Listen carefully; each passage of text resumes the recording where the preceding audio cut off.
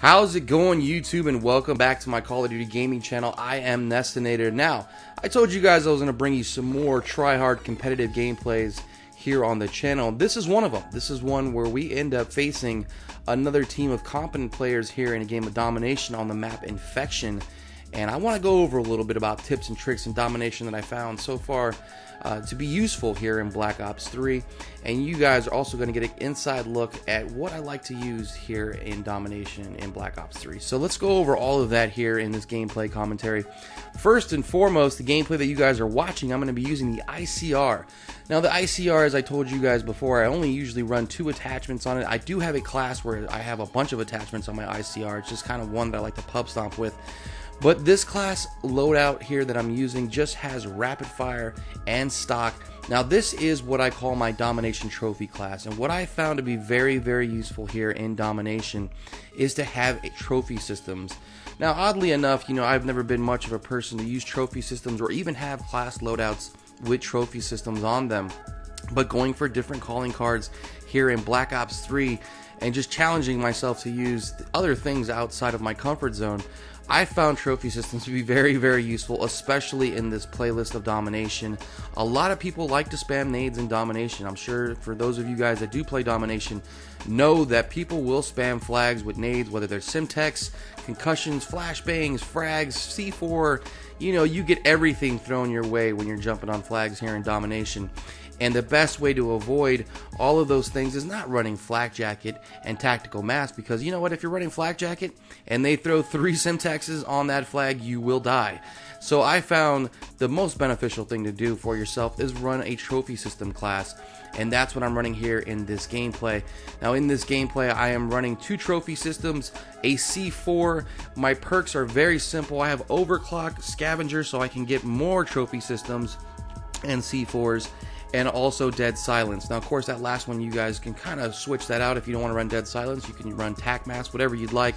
But I found myself running trophy systems. I don't need Tac Mask, I don't need Flak Jacket, because those nades are already being taken care of by my trophy systems. You guys are going to see me kind of throw trophy systems a little bit around the map where I'm at. Obviously you can only have 2 out at a time, but there's nothing wrong with throwing 1 out in front of you if you know nades are going to start coming your way. Also too, in this gameplay you will see me hold long lines of sight. You will see me play this map very strategically. I found it when we play other teams in Domination, it's all about map control. It's not about trying to tri-cap. It's not trying to be overly aggressive. It's just finding your spots, finding the flanks, making sure you hold them off, keep them off the 2 flags, hold them in their spawns, in essence kind of spawn trapping them. And that's how you can get the upper hand against teams here in Domination. And again, you guys are going to see all that here in the background in this gameplay. I'm also running Gravity Spikes as my specialist weapon. Now, of course, Gravity Spikes are great to run on Dom because you can clear off a whole team of flag off one flag. If they're all on the flag, and you guys will see that here. And if you notice, take a look at that score. Also, too, I forgot to tell you guys, mind the score there on the bottom left. We are losing. We had to finally push back here to take 2 flags. These guys were really good, very aggressive players, and we finally got to keep our 2 flags here towards the end, chip away at their lead a little bit. Now we do go into the second round losing, but these Gravity Spikes I have make all the difference and really change the game around just with 1 move. So you guys will see that in the intro of the second round. I'll make sure to go into that when I get there. Now I'm also running a launcher with this class. Obviously you guys will not see me use the launcher. I just really didn't need to utilize it in this gameplay. But I do suggest running a launcher in this class as well with one of your pick 10 spots.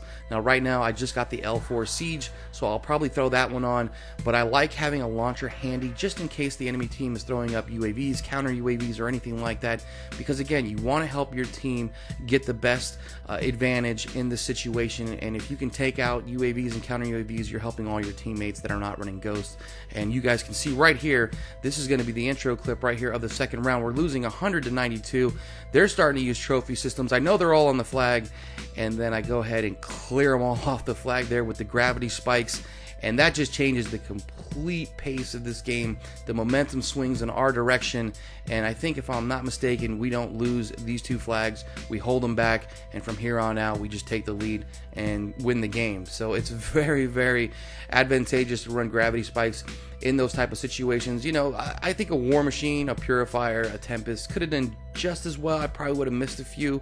But again, with gravity spikes, you just got to know how to get close, when to get on the right flag and hit it at the right time. But, you know, I would suggest with specialist weapons, you know, there's nothing wrong with gravity spikes, there's nothing wrong with purifiers, nothing wrong with Tempest. Actually, most of them will work. I would stay away from close range specialist weapons. Ripper, you know, the Hive also too is not a bad one.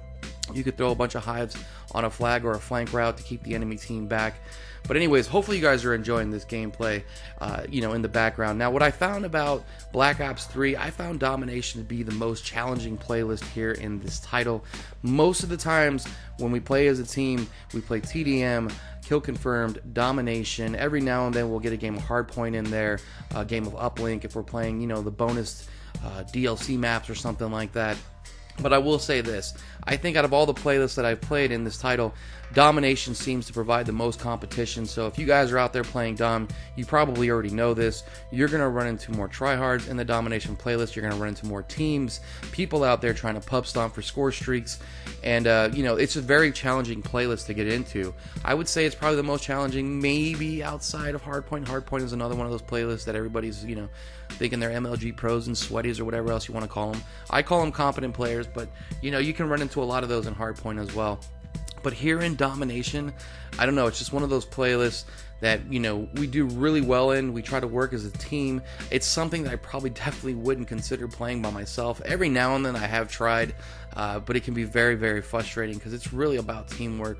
If you guys pay attention to the mini-map and everything, you can see how our team spreads out, how we watch flanks, you know, communicate, all that stuff's very, very important here in Domination. Every now and then you can get lucky and find a lobby full of newbies and really run the, you know, the scoreboard on them and just really take them down. But more often than not, it pays to have a team here in Domination. So again, guys, all I gotta say is if you're playing out there, you're playing Dom, my tips and tricks of the day, it's all about map control. Hold long lines of sight. Find yourself a comfortable area. Here on the map Infection, you guys can see I really stayed around City Hall.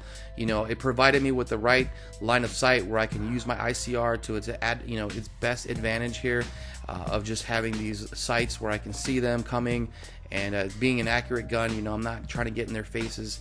So again, it's all about planning, making sure you're using the right class. Of course, with a different map, you probably want to use a different gun. You know, if it's something much more mid-range, you can use probably a KN or something like that. Again, a Man of War would have worked really well in this situation. You guys all know with this map Infection right here, it's a very big, long-range map. So again, ICR really worked well for me in this particular game. And it was a fun game, man. It was nice to have that little gravity spike there to open up the second half to finally go ahead and put these guys away. But I'm going to provide you guys with some more try-hard gameplay here and in the coming week, I would say. I'm going to be posting all this week. I'll probably post again in another couple of days. I'll bring you guys another try-hard gameplay. This time it'll probably be from another clan member, Shadow, and that was just a crazy Dom game as well. I got some crazy Dom, gameplays saved up. Please forgive the little darkness right here that comes up. I just completely forgot that when I was recording this, I had to move my controller and the screen fell asleep, so I quickly moved it. But anyways, that's why it got dark right there. Anyways, guys, hopefully you guys enjoyed this gameplay. If you have any tips and tricks about Domination that you would like to share, again, leave them down in the comment section below. I'm always for getting some new tips and tricks and hearing what other people have to suggest to use here in Domination. And that's all I got for you guys today. Thanks for all your views, subscribes, and likes. I really appreciate all the support you guys have been giving the channel. And I'll see you guys on the next one, which should probably be in another 2 days or so. So stay tuned, guys. Thanks for everything, and I'm out.